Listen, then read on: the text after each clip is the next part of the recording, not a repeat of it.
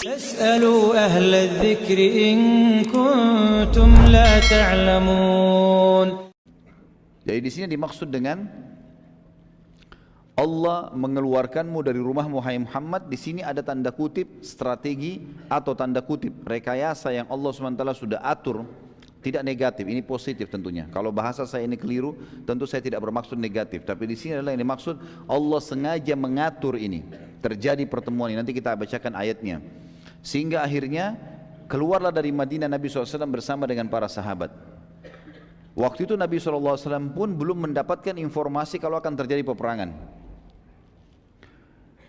Ulama juga mengatakan, firman Allah yang mengatakan, kama akhrajaka rabbuka min baitika bil haqq, sebagaimana Tuhanmu telah menyuruhmu keluar dengan kebenaran hai Muhammad, adalah jelas di sini ada sebuah strategi atau rekayasa sang pencipta Allah untuk menjadikan pertempuran terjadi.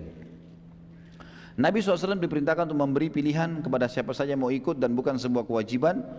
Salah satu sahabat yang ingin sekali ikut dan akhirnya tidak punya uzur, tidak bisa ikut, akhirnya juga Nabi SAW memberikan kepadanya ghanimah, harta rampasan perang, dan juga mendapatkan pahala Badr, yaitu anak mantu beliau Utsman bin Affan radhiyallahu anhu. Pada saat dia sudah siap-siap ingin ikut berperang bersama Nabi SAW, maksudnya ingin menyerang kafilah. Belum dikatakan peperangan pada saat itu, karena peperangan nanti terjadi dengan satu hal yang Allah sudah atur. Jadi bukan berhadapan sama kafilah, tapi berhadapan dengan pasukan Quraisy yang keluar dari Mekah. Utsman bin Affan mengalami satu keadaan pada saat dia sudah siap-siap, tiba-tiba Ruqayyah radhiyallahu anha, anak Nabi SAW yang merupakan istri dia, sakit keras, dan Ruqayyah meninggal karena sakit itu. Maka Nabi SAW menugaskan Utsman bin Affan secara khusus untuk menjaga Ruqayyah. Jadi di sini bukan cuma karena menjaga istrinya, tapi menjaga anak Nabi SAW. Maka Utsman pun akhirnya tidak ikut. Tapi nanti kita akan lihat bagaimana Nabi SAW melibatkan Utsman bin Affan dalam pahala-pahala dan juga ghanimah. Sebelum jauh bicara masalah perang Badar, teman-teman sekalian, peperangan yang luar biasa pada saat itu, dan kita akan lihat bagaimana luar biasanya di sini campur tangan Allah yang sangat besar kepada jumlah muslimin yang sedikit yang akan melawan pasukan Quraisy. Jumlah mereka hanya 314 melawan 1000 orang pasukan Quraisy yang sangat kuat dan keluar dengan siap berperang. Tentu teman-teman sekalian, kalau Sariyah atau Ghazwa, karena Nabi SAW sini iklankan sendiri akan keluar, tapi jumlahnya cuma 300 saja. Persiapan mereka sederhana sekali. Bahkan banyak sahabat tidak pakai baju besi yang biasanya mereka pakai untuk peperangan besar. Banyak di antara mereka yang hanya memegang tombak. Banyak di antara mereka hanya membawa sebilah pedang saja. Banyak di antara mereka cuma membawa beberapa anak panah. Yang tadinya mestinya kalau peperangan minimal memiliki 100 anak panah, 150 anak panah. Tapi ini hanya beberapa anak panah, 5-6 anak panah saja. Karena mereka anggap ini bukan peperangan, menyerang kafilah. Kafilah dijaga oleh 40 orang. Jumlah mereka 314 orang, gitu kan? Dalam pandangan mereka, kalaupun berhasil maka pasti menang. Sebelum membaca panjang lebar itu atau mengetahui tentang peperangan Badar yang mulia, kita akan lihat dulu ada satu keajaiban yang terjadi, yaitu mimpi Atiqah binti Abdul Muttalib. Dan ini jarang sekali orang mengetahui tentang kejadian, padahal sebenarnya ini berhubungan sekali dengan perang Badar. Sebagian ulama sirah juga menyebutkan tentang riwayat ini, dan riwayat ini sahih tentang mimpi Atiqah binti Abdul Muttalib adalah tante Nabi SAW. Waktu itu Atiqah belum masuk Islam. Ini bersaudara dengan Abbas, juga belum masuk Islam pada saat itu. Abbas nanti masuk Islam di pembebasan, sebelum pembebasan kota Mekah beberapa saat. Atiqah, teman-teman sekalian, 3 hari sebelum terjadi perang Badar sempat mimpi di Mekah. Dan mimpinya itu membuat dia ketakutan sekali.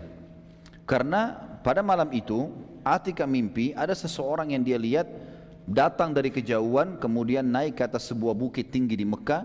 Kemudian orang itu teriak dengan suara keras menuju ke arah Mekah, dan suara itu masuk kepada semua rumah penduduk Mekah.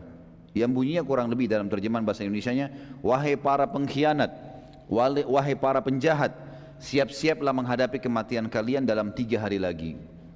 Orang tersebut terus saja berteriak-teriak dalam mimpi Atiqah sampai dia memasuki Mekah dan keliling Ka'bah kemudian terus meneriakkan kalimat tersebut, wahai para pengkhianat, wahai para penjahat, siap-siaplah menghadapi kematian kalian 3 hari lagi. Lalu orang tersebut kembali mendaki bukit Abi Kubais dan teriak lagi dengan suara keras. Terus begitu dia kelilingi semua tempat Mekah diteriakin, wahai para pengkhianat, wahai para penjahat, siap-siaplah menghadapi kematian kalian 3 hari lagi. Lalu orang itu mengambil batu, sebuah batu. Lalu batu itu dilihat oleh Atikah dalam mimpi, diangkat lalu dilemparkan ke arah Mekah. Dan batu itu tiba-tiba menjadi sebuah serpian atau menjadi serpian-serpian batu yang banyak dan menimpa semua rumah di Mekah. Gak ada yang tidak kena, semua kena rumah itu dengan batu itu.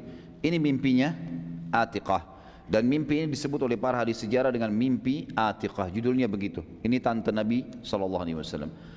Atikah lalu menceritakan pada saat bangun kaget, dia cerita sama saudaranya Abbas bin Abdul Muttalib, taman Nabi SAW, yang pada saat itu masih dalam keadaan kafir. Abbas pun sangat ketakutan karena ini berarti akan ada peperangan, tetapi mereka belum tahu apakah dari muslimin atau dari orang lain.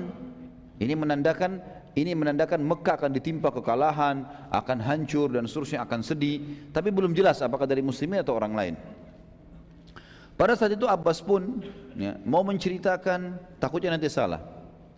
Maka Abbas bersahabat dekat dengan satu orang namanya Al-Walid bin Utbah. Ini salah satu tokoh juga Quraisy, dan Abbas memberitahukan padanya kalau Atikah tadi malam mimpi seperti ini, dan memberi pesan agar jangan diceritakan pada siapapun. Ini mimpi, takutnya nanti dikira saya ini membuat-buat atau adik saya buat-buat. Al-Walid lalu memberitahukan ayahnya yang bernama Utbah dan memesankan agar tidak memberitahukan siapapun. Sampai akhirnya semua penduduk Mekah tahu. Dan ini sebuah pelajaran teman-teman sekalian. Dalam pepatah bahasa Arab dikatakan, kalau engkau titip emas pada orang, pastikan tidak bertambah, bisa berkurang. Tapi kalau engkau titip kata-kata pada orang, pastikan bertambah. Itu sifat manusia. Jadi kalau antum berdiri di pinggir jembatan, lihat saja, nggak ada apa-apa, cuma kayak orang apa sih, kagum lihat sesuatu. Nanti orang lain datang, antum sudah pergi. Dia lihat-lihat, ada orang ketiga datang, ditanya, ada apa? Kayaknya ada buaya. Yang orang pertama nggak bicara apa-apa. Pergi orang kedua, orang ketiga nih, lihat cari buayanya mana. Datang orang keempat, ada apa? Ada buaya putih. Pernah dengar nggak cerita buaya putih di Indonesia? Saya kaget juga lihat dengar ada buaya putih nih. Nanti orang kelima datang, ada apa? Oh, buaya putih, tapi di sebelahnya ada perempuan. Apalah segala macam, jadi panjang. Abbas sebenarnya radhiyallahu anhu itu belum masuk Islam ya, tidak tahu kalau berita mimpi adiknya Atikah telah tersebar. Dan pada saat itu orang-orang Quraisy memang tahu kafilah terbesarnya mereka akan melewati Madinah, dan selama ini sudah usaha kaum muslimin menyerang tapi tidak berhasil. Lalu kemudian saat dia tawaf di Ka'bah keesokan paginya, tiba-tiba melewati majelis Quraisy yang satu sama lain saling berbisikan, di antaranya Abu Jahal, orang yang merupakan musuh besarnya Islam. Abu Jahal waktu itu sedang membicarakan mimpi Atikah. Lalu Abu Jahal berkata kepada Abbas lagi tawaf, wahai Aba Fadl, nama anaknya Fadl, anak pertamanya, wahai ayahnya Fadl, bila engkau selesai tawaf, mampirlah ke majelis kami. Saat Abbas selesai tawaf, ia pun mampir di majelis Abu Jahal. Abu Jahal lalu bertanya, aku melihat cukup nabi yang berasal dari kalian, wahai suku Abdul Muttalib. Artinya sudah ada satu orang ngaku nabi, masa ada sekarang lagi yang mau mengaku nabi? Abu Jahal menyinggung, kenapa? Karena Atikah mimpi kan, masa ada lagi Atikah juga ngaku nabi? Kan sudah ada Muhammad nih, tapi dia singgung dengan bahasa dia. Aku melihat cukup satu orang saja ngaku nabi dari kalian, wahai suku Abdul Muttalib. Abbas bertanya, apa maksudmu?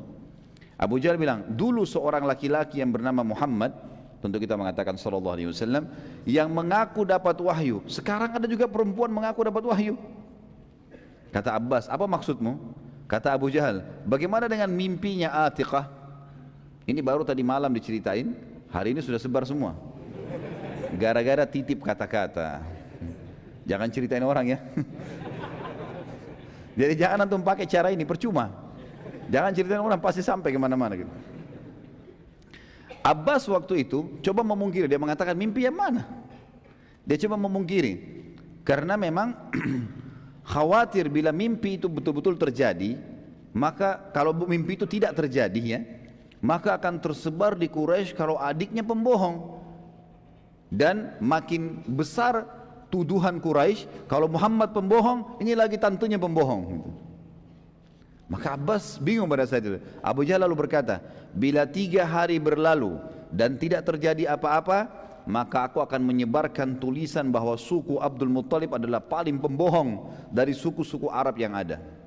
Abbas tetap memungkiri, dan masalah pada saat itu selesai dengan pernyataan Abu Jahal tadi. Sudah, Abbas tinggalkan saja. Saat Abbas balik, maka para wanita Abdul Muttalib mengurumuninya dan berkata, maksudnya dari suku Muttalib, bagaimana bisa engkau membiarkan Abu Jahal berkata semaunya tentang suku kita? Abbas akhirnya datanglah ke sana, dikatakan oleh mereka, perangi dia, bunuh Abu Jahal itu. Mereka panggil Abu Hakam waktu itu.